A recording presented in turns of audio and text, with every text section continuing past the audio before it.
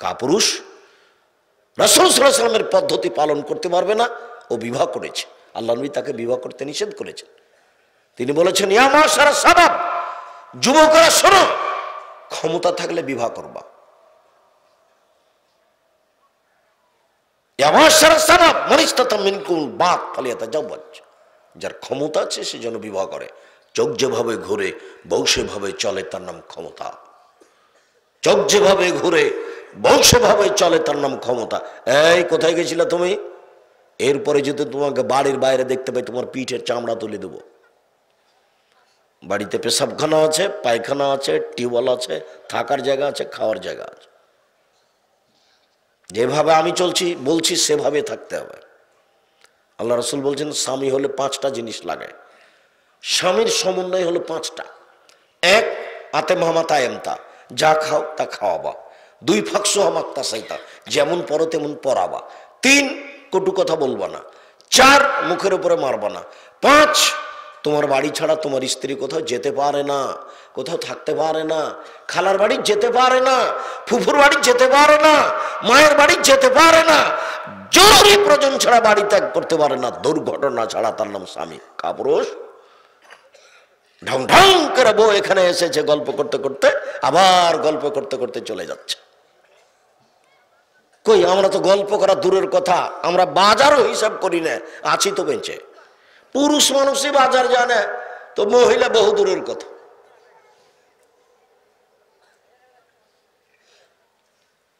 সম্মানিত দিনী ভাই বোন, আপনাকে আমি কষ্ট দিতে আসিনি, জাহান্নাম থেকে বাঁচাতে এসেছি।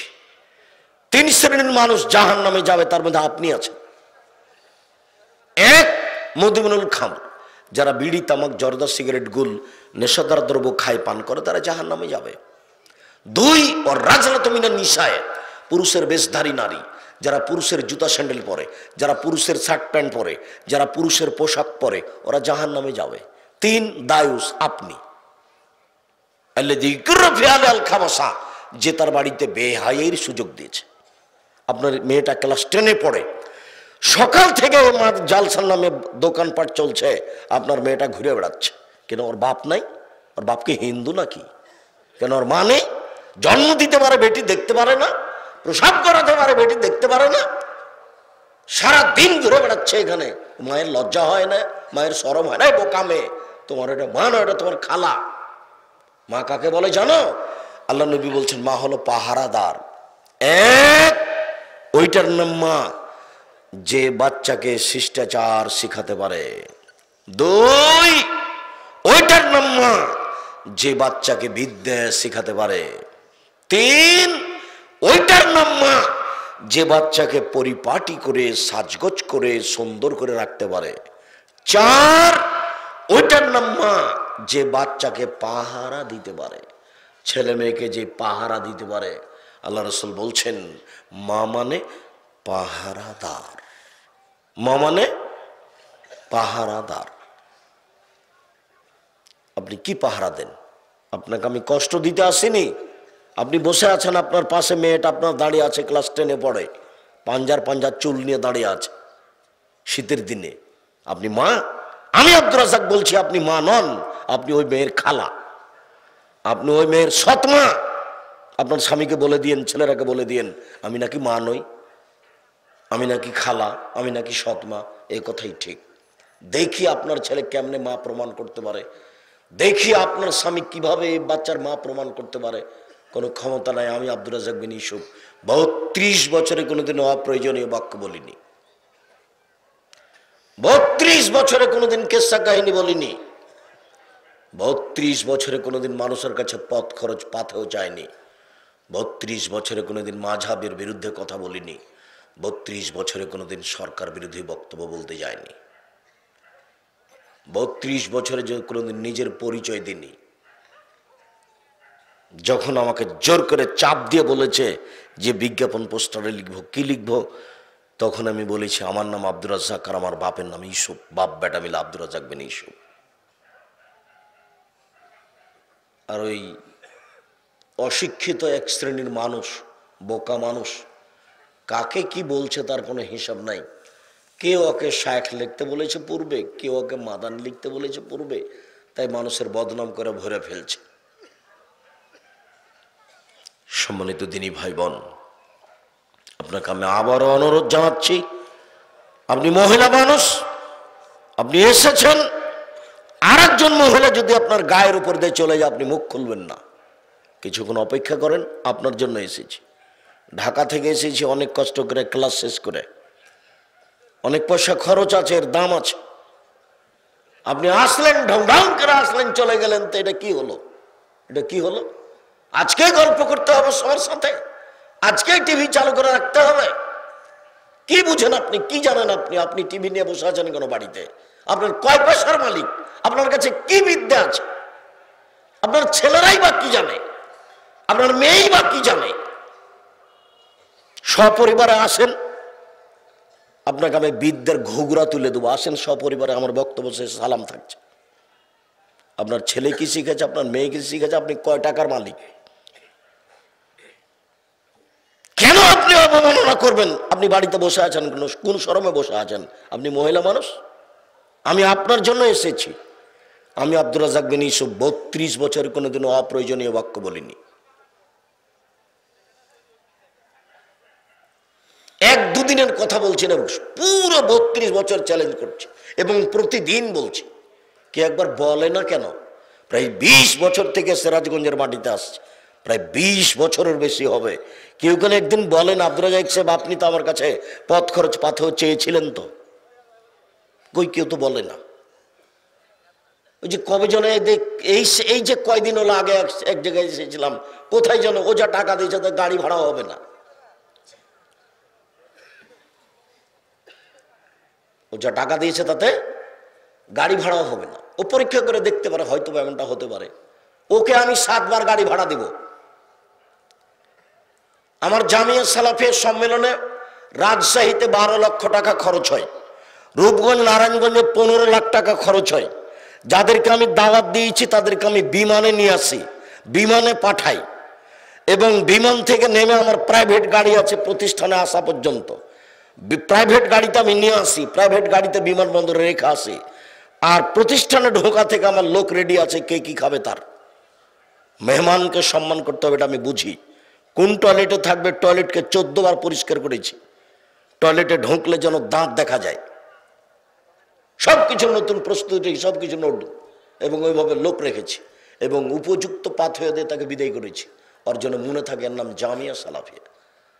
250 জন শিক্ষক শিক্ষিকা আছে, প্রতি মাসে বেতন লাগে 30 লক্ষ। কত বেতন লাগে প্রতি মাসে? 30 লক্ষ। দেশ বিদেশের বড় বড় বিদ্বান জামিয়া সালাফে অবস্থান করেন, দেশের বিদেশের। 250 জন শিক্ষক শিক্ষিকা। প্রতিদিন লেবার মিস্ত্রি বিল আছে প্রায় লাখের মতো। রূপগঞ্জ নারায়ণগঞ্জ মিলে, ডাঙ্গিপাড়া মিলে, দিনাজপুর মিলে 30,000 40,000 প্রতিদিন বিল আছে, 1,50,000 বিল আছে। কিভাবে হয় সেটা আমি বুঝি না। তবে আপনাদের দান করা দেখে মনে হলো যে প্রতিষ্ঠানটা সিরাজগঞ্জে হলে খুব ভালো হতো। জি ইনশাল্লাহ।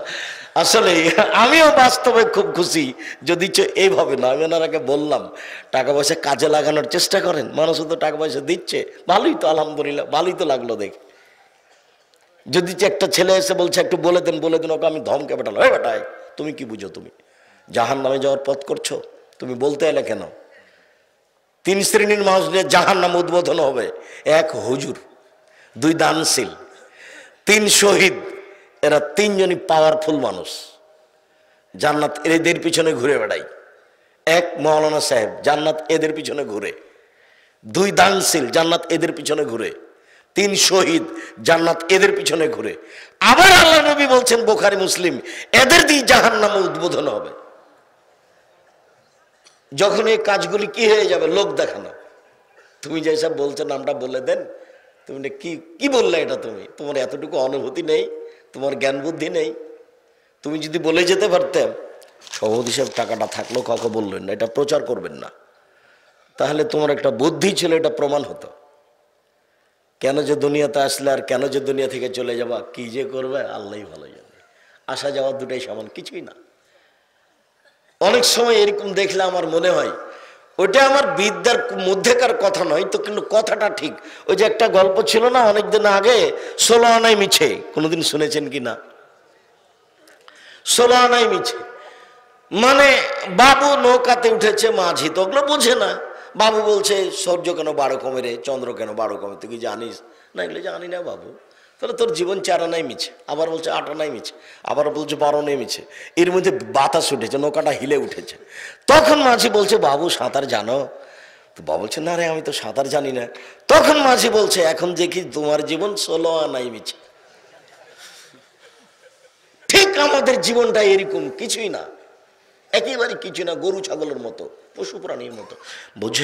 বুঝে না ওরা অন্তর আছে, বুঝে না। দেখেও দেখে না ওরা চক্ষু আছে, দেখে না। শুনেও শুনে না ওরা কান আছে, শোনে না।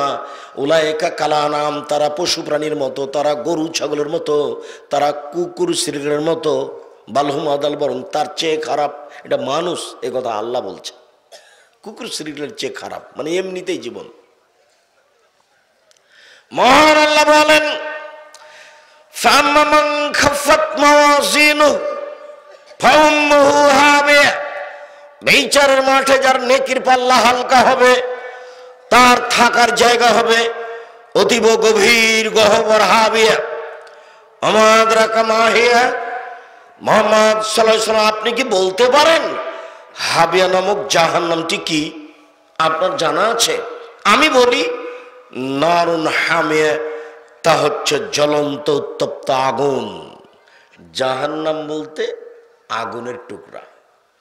মহান আল্লাহ বলেন সাউসলিহে সাকার, অচিরে আমি তাকে সাকার নামক জাহান্নামে নিক্ষেপ করব। আমাদরাকা মা সাকার, মুহাম্মদ সাল্লাল্লাহু আলাইহি ওয়াসাল্লাম আপনি বলতে পারেন সাকার নামক জাহান্নামটি কি? আপনার জানা আছে? আমি বলি লা তুবকি ওয়ালা তাজার।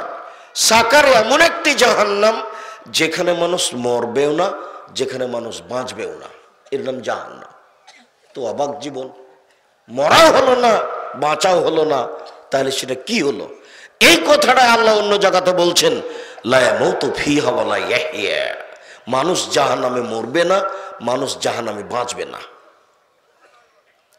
এই কথাটা আল্লাহ অন্য জায়গাতে বলছেন ওয়াতিহিল মাউতু মিন কুল্লি মাকানিন ওয়া মা হুয়া বিমাইয়াত, জাহান্নামে মানুষকে মরণ চতুর্দিক থেকে ঘিরে ধরবে কিন্তু মরবে না।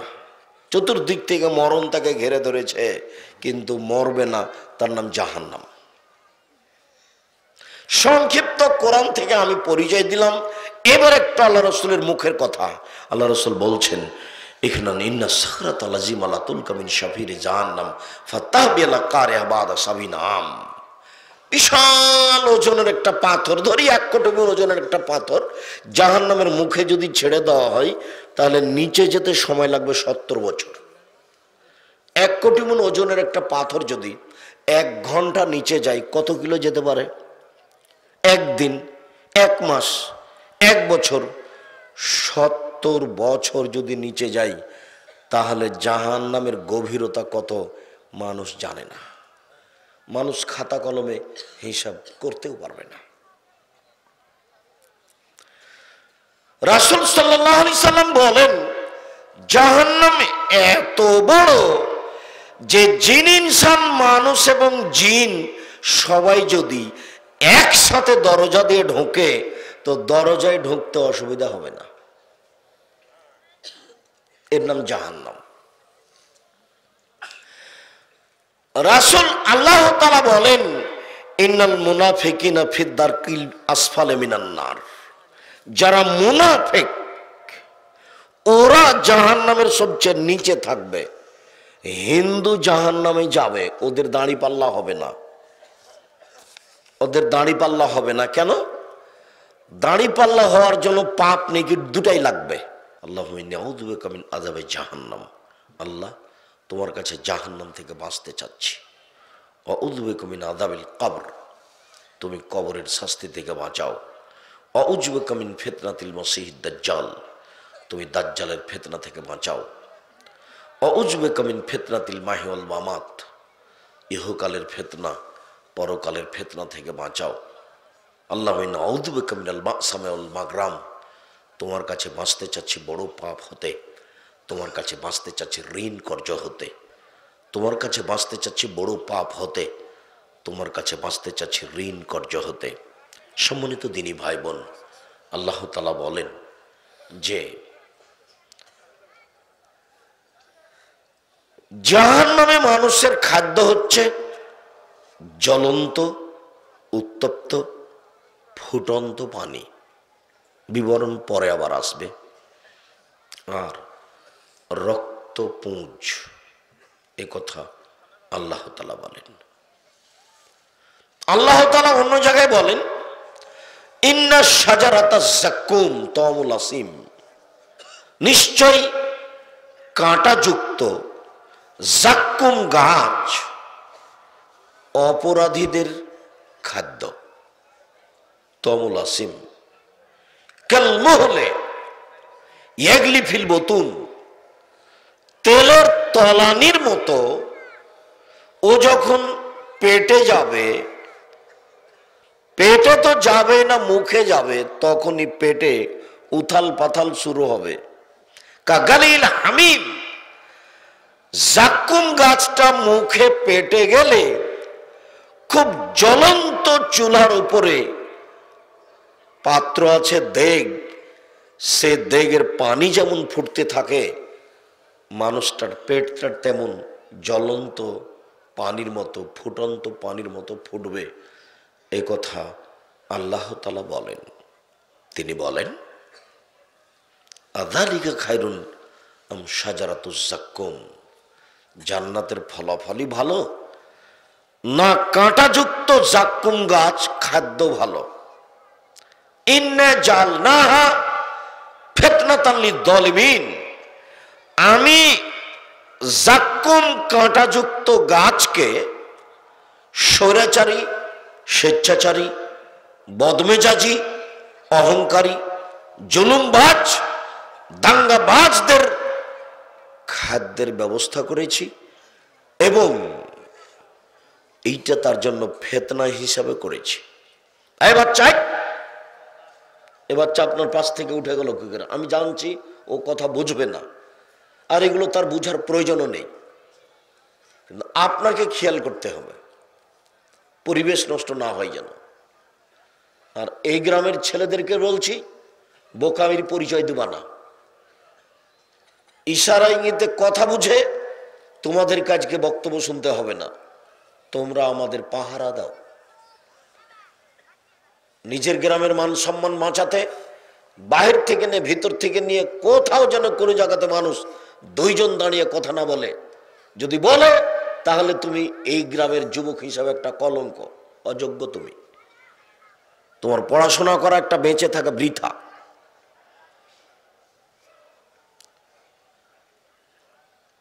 একটা প্রোগ্রাম সুন্দরভাবে সুষ্ঠুভাবে করতে পারো না, যাতে কি করতে পারো, কাজ করে খেতে পারো, খাও। সম্মানিত দিনী ভাই বোন, মহান আল্লাহ বলেন জাহান্নাম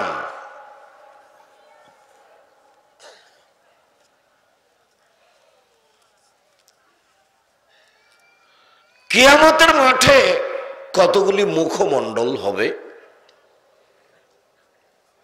ভীতু সন্ত্রস্ত, ওজুহু ইয়াওমাইজিন খাসিয়া আমিলাতুন নাসিবা, লোকগুলি হবে ক্লান্ত পরিশ্রান্ত। তাসলা নারন হামিয়া, তারা জ্বলন্ত উত্তপ্ত আগুনে জাহান্নামে প্রবেশ করবে। তুসকা মিন আইনিন আনিয়া, তাদেরকে জ্বলন্ত ফুটন্ত ঝর্ণা হতে পানি পান করতে দেওয়া হবে। লাইসা লাহুম তুয়ামুন ইল্লা মিন জারি', তাদের জন্য শুধু কাঁটাযুক্ত খাদ্য আছে, অন্য কোনো খাদ্য নেই। এইখানে আল্লাহ বলছেন যে কাঁটাযুক্ত খাদ্য আছে, একবার এখানে বললেন, আর অন্য জায়গাতে আল্লাহ বলছেন ওয়ালা তুআমুন ইল্লা মিন গিসলিন, শুধুমাত্র তাদের জন্য থাকবে রক্ত আর পুঁজ। যেই কথাটা সূরা নাবাতে হয়েছে, ওখানে আল্লাহ বলেছেন যে তাদের খাদ্য থাকবে কাঁটাযুক্ত জাক্কুম গাছ, এটা খাদ্য। আর পানি থাকবে গিসলিন, রক্ত পুঁজ। এই কথা আল্লাহ তাআলা বলেন। সম্মানিত দিনী ভাই বোন, আল্লাহ তাআলা বলেন জাহান্নামের পরিচয়, ওয়াইলুল লিকুল্লি হুমাযাতিল লুমাযা, সামনে ও পিছনে বদনাম করে যারা, অয়েল নামক জাহান্নামে যাবে তারা, নিশ্চিত জাহান্নামে যাবে ওরা, সামনে ও পিছনে বদনাম করে যারা। আল্লাযী জামা মালান ওয়া আদ্দাদা, যারা টাকা পয়সা সঞ্চয় করে, গুনে গুনে রাখে, যাকাত দেয় না, দান খায়রাত করে না। আপনাদের দানের অবস্থা দেখে আমি অবাক হলাম, খুব ভালো, দান করেন, দান করা দেখেও খুশি হলাম। এরকম এলাকাতে একটা কওমি মাদ্রাসা থাকা দরকার, যেখানে ছেলে মেয়ে কোরআন হাদিস পড়বে, শিখবে। রাজশাহী চাঁপাই মাদ্রাসা আছে, আর প্রতিটা গ্রামে মাদ্রাসা আছে। আমাদের গ্রামে দুইটা আছে, দেবীনগরে বড় মাদ্রাসা আছে। পুরো চাঁপাই নবাবগঞ্জে কয়েকশো মাদ্রাসা আছে যেখানে বুখারী মুসলিম পড়া হয়। আমার জানা অনুপাতে, আমি যেভাবে জানি, সিরাজগঞ্জ জেলাতে কোনো মাদ্রাসা নাই। তো সিরাজগঞ্জের আজকে যেভাবে দান করতে দেখলাম, আমি 32 বছরে কোনোদিন বক্তব্যের মাঠে এরকম দান করতে দেখিনি। তাহলে তো সিরাজগঞ্জ জেলাতে 5-10টা মাদ্রাসা হওয়া দরকার। আমি আবার এটাও চিন্তা করছিলাম যে টাকা পয়সা কোথায় কিভাবে কি করবেন, এটা কওমি মাদ্রাসা থাকতো, যেখানে ছেলেরা কোরআন মুখস্থ করতো এবং কোরআন বুঝতো, অনুবাদ পড়তো। আর রহমান আল্লামাল কোরআন, ছেলেরা মুখস্থ করত। রহমান তিনি, যিনি মানুষকে কোরআন শিক্ষা দেন। খালাকাল ইনসান, যিনি মানুষকে সৃষ্টি করেছেন। আল্লামাহুল বায়ান, যিনি মানুষকে কথা বলার ক্ষমতা দিয়েছেন, মনের ভাব প্রকাশ করার ক্ষমতা দিয়েছেন। তো সেই ব্যবস্থা থাকতে হবে। তো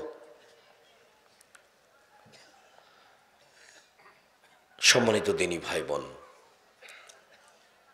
মনে রাখবেন, আমি আব্দুর রাজ্জাক বিন ইউসুফ জীবন বাজি রেখে চেষ্টা চালিয়ে যাচ্ছি এ দেশে উন্নত মানের প্রতিষ্ঠান গড়া, যেখানে ছেলে মেয়ে বাংলা, ইংরেজি, আরবি উন্নত মানের শিক্ষা অর্জন করে জাতির অন্যায়ের বিরুদ্ধে লড়বে, মুখে কলমে মিডিয়াই। এটাই আমার সাধ, আমি অন্য কিছু করি না। জামিয়া সালাফিয়া ডাঙ্গিপাড়া পাবা রাজশাহী 26 বিঘা জমির উপরে অবস্থান করে, যেখানে একটি মসজিদ আছে 90% জমির উপরে, যার একতলায় 3000 মানুষ সালাত আদায় করতে পারে, যার 4 তলার কাজ চলছে। জামিয়া সালাফিয়া ডাঙ্গিপাড়া পাবা রাজশাহীতে একটি একাডেমিক ভবন, ছেলেদের পড়ার বিল্ডিং, শুধু পড়বে, ওখানে থাকবে না। 3000 ছাত্র একসাথে ক্লাস করতে পারবে। জামিয়া সালাফিয়া রূপগঞ্জ, নারায়ণগঞ্জ, ঢাকা, এই প্রতিষ্ঠানটি 51 বিঘা জমির উপরে অবস্থান করে। এখানে একটি মসজিদ তৈরির কাজ আরম্ভ হয়েছে 200 শতক জমির উপরে, যার একতলায় 10,000 মানুষ সালাত আদায় করতে পারবে ইনশাল্লাহ। জামিয়া সালাফিয়া তেঘরা বিরল দিনাজপুর, এইটা প্রায় 20 বিঘা জমির উপরে অবস্থান করে। জামিয়া সালাফিয়া 6 মাইল বাবুগঞ্জ বরিশাল, এইটা প্রায় শহরের মধ্যে 7 বিঘা জমির উপর অবস্থান করে। তবে জামিয়া সালাফিয়া হালি শহর চট্টগ্রাম আরম্ভ হয়নি, জামিয়া সালাফিয়া কুষ্টিয়া আরম্ভ হয়নি, জামিয়া সালাফিয়া ময়মনসিংহ আরম্ভ হয়নি, জামিয়া সালাফিয়া নোয়াখালী আরম্ভ হয়নি, জামিয়া সালাফিয়া ফরিদপুর আরম্ভ হয়নি। জমি রেডি আছে আলহামদুলিল্লাহ। তবে এর ফাঁকে সিরাজগঞ্জের কোনো খবর আমার কাছে নেই। সম্মানিত দিনী ভাই বোন, সিরাজগঞ্জ জেলার বিষয়টি আমি নিজেও বুঝি না ঘটনা আসলে কি। দানের অবস্থা তো দেখে মনে হলো যে বাংলাদেশের সবচেয়ে কমি মাদ্রাসা সিরাজগঞ্জ জেলায় বেশি থাকা উচিত। খুব হোড়াহুড়ি করে সবাই 200, 500, 150 করে দান করছেন, খুব তো ভালো কথা, ভালোই তো লাগলো দেখে। জাযাকুমুল্লাহ খাইর। বলছিলাম মহান আল্লাহ বলেন মালাম ওয়াদাদা, টাকা জমা করে গণনা করে রাখে, ওয়াসমান্না মালাহু আখলাদা, মনে করে সে মাল তার চিরদিন থাকবে, থাকে না। জমি জায়গা 500 বছর পূর্বে যে মালিক ছিল দাদা, উপরের দাদা, তার ছেলে মেয়ে এখন এই জমির মালিক নয়, আর একজন ভোগ করছে। এটাই পৃথিবী। টাকা কিছুদিন থাকে, জমি জায়গা থাকে, তারপর ওটা হারিয়ে যায়, ও নিঃস্ব হয়ে যায়, ওটা আর একজনের কাছে চলে যায়। এটা পৃথিবীর গতি, যাবে, এ কথাই ঠিক। এই কথা বলার পরে আল্লাহ বলছেন কাল্লা, কখনো নহে, অসম্ভব, হতে পারে না, মানুষের টাকা মানুষের কাছে থাকতে পারে না। লাউম বাদান্না ফিল হোতামা, এরকম মানুষকে চূর্ণ বিচূর্ণকারী হোতামা নামক জাহান্নামে নিক্ষেপ করা হবে। অমাদারাকা মাল হোতামা, মুহাম্মদ সাল্লাল্লাহু আলাইহি ওয়াসাল্লাম আপনি কি বলতে পারেন হোতামা নামক জাহান্নামটি কি? আপনার জানা আছে? আমি বলি নারুল্লাহিল মুকাদা, তা হচ্ছে জ্বলন্ত উত্তপ্ত আগুন। জাহান্নাম বলতে একটা আগুনের টুকরা, এটা অন্য কিছু নয়। জাহান্নাম বলতে একটা আগুনের খণ্ড। এই ছেলেরা তোমরা দেখো, মহিলা মানুষ আপনি কথা বলেন কি করে? আপনার একটু শরম হয় না? ঢং ঢং করে হেঁটে এসেছেন, আবার ঢং ঢং করে গল্প করতে করতে চলে যাচ্ছেন। স্বামী নাই নাকি? লজ্জা হয় না? শরম হয় না? ইতস্তবোধ নাই? গল্প করেন কেন? আমি আপনার গল্প শুনতে এসেছি, আর আপনি এখানে গল্প করতে এসেছেন। মহিলা মানুষ, আপনার লজ্জা হয় না কেন? আপনার শরম হয় না কেন? স্বামী আপনার কাপুরুষ, স্বামী আপনার কাপুরুষ, স্বামী আপনার ঘৃণিত পুরুষ। আপনার স্বামী কাপুরুষের ফাঁকে ঢং ঢং করে বেড়াচ্ছেন, হাত দেখিয়ে, পা দেখিয়ে, শরীর দেখিয়ে, মাথা দেখিয়ে। এই বোকা মেয়ে, তোমার মা নাই নাকি? তুমি যে এত বড়টা মেয়ে, ক্লাস 10-এ পড়ো, তোমার মাথার চুলটা খোলা কেন শীতের দিনে? তোমার মা নেই? ওটা কি তোমার সৎ মা? ওইটি কি তোমার খালা? এটাই ঠিক, ওটা তোমার সৎ মা। এটাই ঠিক, ওটা তোমার খালা। নইলে তোমার অবস্থা এরকম কেন? তোমার বাপ তোমাদেরকে কবর দিয়েছে।